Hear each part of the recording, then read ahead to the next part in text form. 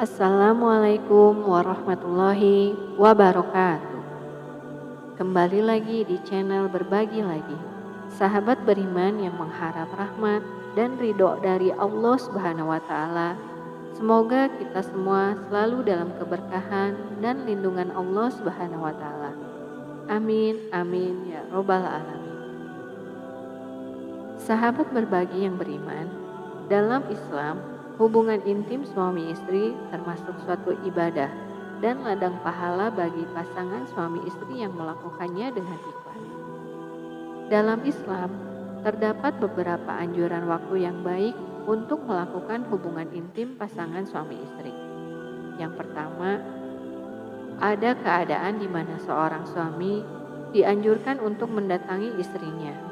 Keadaan itu adalah ketika suami tidak sengaja melihat wanita dan dia terpikat dengannya.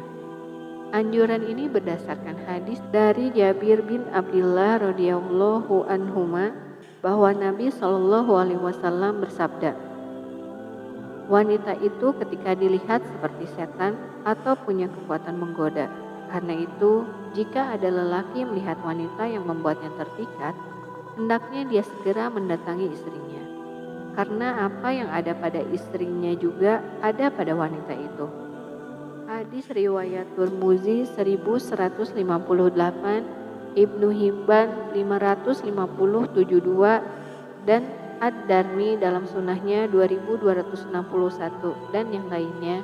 Sanad hadis ini dinilai sahih oleh Su'aib al-Arnaud.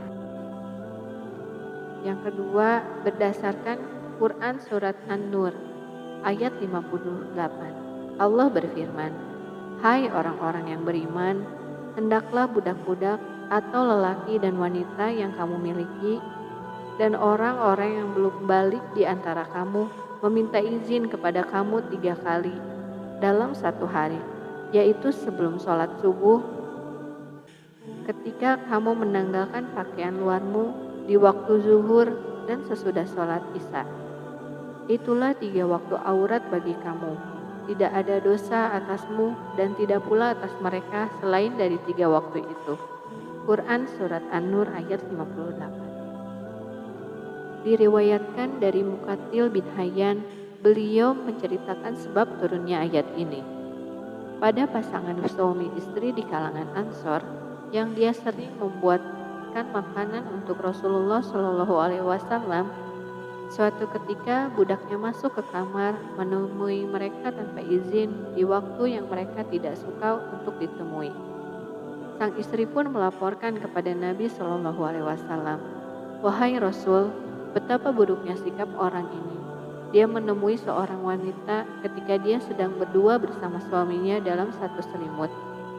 Kemudian Allah menurunkan ayat di atas. Tafsir Ibnu Katsir nomor 6/83. Allah menurunkan syariat agar anak yang belum balik atau budak yang tinggal bersama tuannya untuk tidak masuk ke kamar pribadi orang tuanya atau kamar tuannya pada 3 waktu khusus tanpa izin.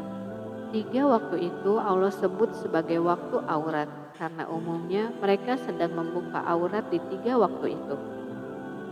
Ya, setelah sholat tahajud, Rasulullah Shallallahu alaihi wasallam memiliki kebiasaan tidur di awal malam untuk bisa bangun di pertengahan atau sepertiga malam terakhir melakukan sholat tahajud. Aisyah menceritakan, Rasulullah Shallallahu alaihi wasallam mendekati istrinya setelah tahajud. Dari Al-Aswad bin Yazid bahwa beliau pernah bertanya kepada Aisyah radhiyallahu anha tentang kebiasaan sholat malamnya Rasulullah SAW.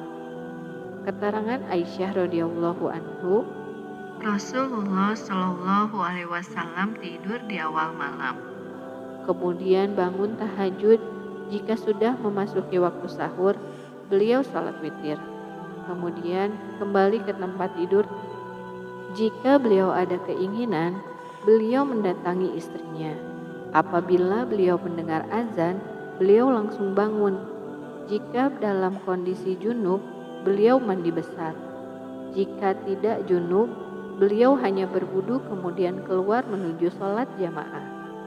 Hadis riwayat An-Nasai 1680 dan disahihkan Al-Albani.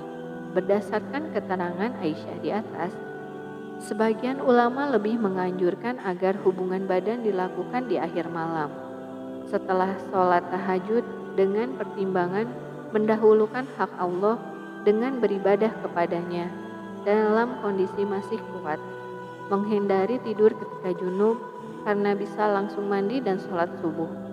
Di awal malam umumnya perut penuh dan di akhir malam umumnya perut dalam keadaan kosong. Sahabat berbagi yang beriman, itulah beberapa waktu yang dianjurkan untuk melakukan hubungan intim bersama pasangan suami istri. Semoga informasi ini bermanfaat bagi kita semua. Terima kasih sudah menonton video ini sampai selesai. Jangan lupa untuk terus dukung channel ini dengan mengklik tombol subscribe dan nyalakan tombol loncengnya agar tidak ketinggalan video terbaru dari kami. Wassalamualaikum warahmatullahi wabarakatuh.